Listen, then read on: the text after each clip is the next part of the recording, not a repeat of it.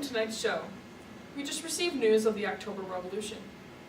At first, the Bolshevik Party was split between a small support of a call to arms and urging caution in creating the broadest coalition of socialists. The Bolshevik Central Committee wanted to hold an emergency party congress to decide how the future government would be run.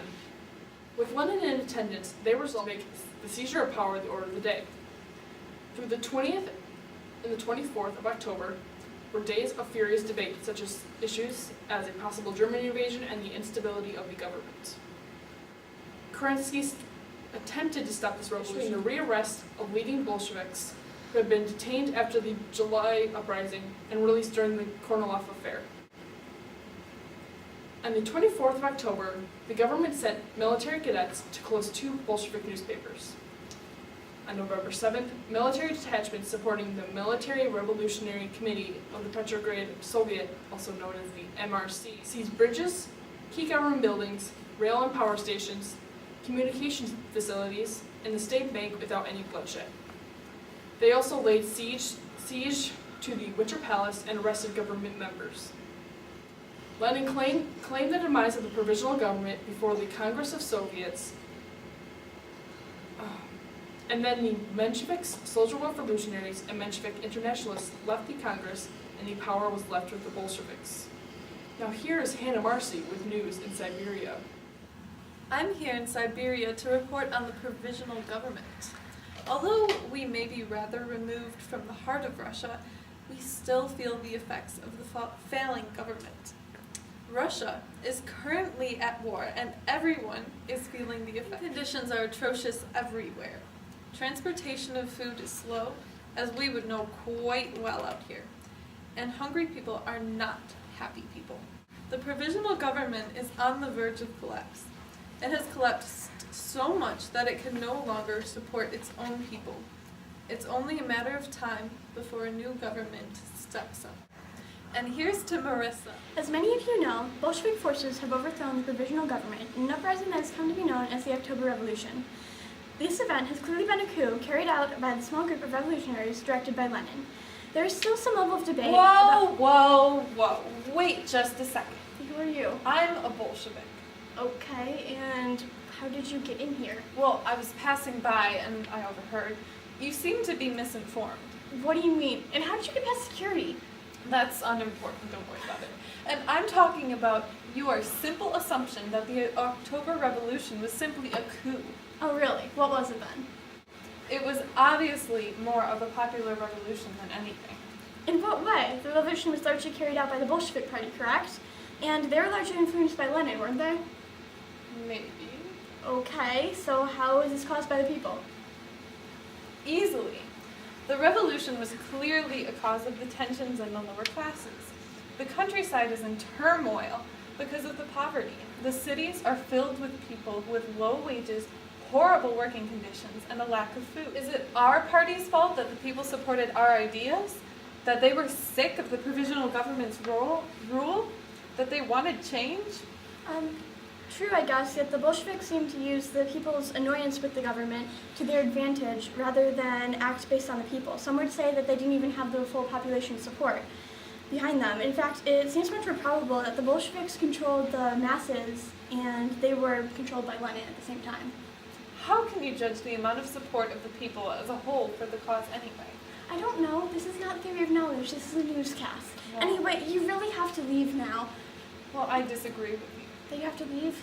No, that the October Revolution was a popular revolution. Can't we just agree to disagree? No. Well, fine. What if I said that another possible interpretation could be that the people wanted a revolution, that the Bolsheviks merely took advantage of the circumstances, and also the Bolshevik Party was to a larger extent independent of Lenin? Oh, so now you're selling out your beliefs. Well, yes. That. Whatever. Goodbye. Back to our correspondent in Petrograd, Marissa. I'm here today to talk about a very controversial issue, a debate that has been being talked about for a while now. We want to know, the people of Russia want to know, whether who was responsible for the October Revolution. Was Lenin, Trotsky, both, or neither? Let's look at some of the evidence from the October Revolution. An intermediate position, increasingly identified with Leon Trotsky and probably representing a majority of the party's leadership, looked forward to the forthcoming Second All-Russia Congress of Soviets as the vehicle for the transfer of power. They expected that the Bolsheviks and other Soviet powers would have a majority at the Congress, and the Congress could then decide the transfer of power to itself. It was, in fact, something different and more complex than that. First of all, it didn't set any timetable or plan for a seizure of power.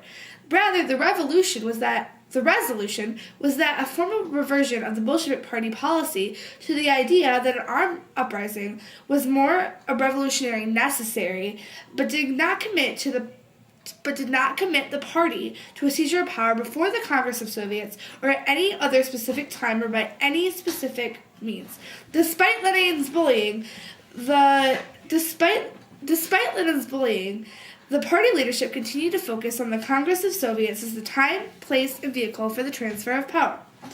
Lenin was also the recipient of a series of unforeseeable lucky breaks. On October 8th, the moderate socialists decided to postpone the opening of the Congress of Soviets from the 20th to the 25th. This was momentous because the Bolsheviks were totally unprepared for this and could not have attempted any seizure of power before the 20th, even if they wished. The 5 extra days changed everything. From October 20th to the 24th, those were the days of furious public debate over numerous issues: preparation to send garrison troops to the front, the danger of a German invasion, moving the capital to Moscow, the severe economic and food crisis, factory closings, the instability of the government, and so much more. These issues had Petrograd in turmoil and actually began in response to neither any plan of Lenin's nor to any act by the Congress of Soviets, but because of an action of Kerensky, which proved to be Lenin's second lucky break. The government, apprehensive over the rising demand for Soviet power and Bolshevik influence, decided on a minor strike against the Bolsheviks. Lenin, who had been hiding, now pressed the Soviet leaders to offensive action. Around mid-morning on October 25th, he wrote a proclamation declaring the provisional government was overthrown, which was quickly printed and distributed through the city. Lenin had, against all odds and logic, achieved his goal of an armed seizure of power before the Congress. But he got it because of Kerensky's ill-considered action, not because of the implementation of a Bolshevik plan for an armed seizure of power. Lenin received yet another unpredictable stroke of luck. The moderate socialists, social revolutionaries, and Mensheviks denounced the Bolsheviks and walked out. Lenin had his full seizure of power and an all-Bolshevik government. Lenin was highly responsible for the planning and the ideas of the revolution, but because of lucky breaks and the choices made by the other side, especially Kerensky, one cannot say that Lenin caused the revolution by himself. He was most responsible, but some blame could lie with the provisional government and perhaps Trotsky. Thank you for watching.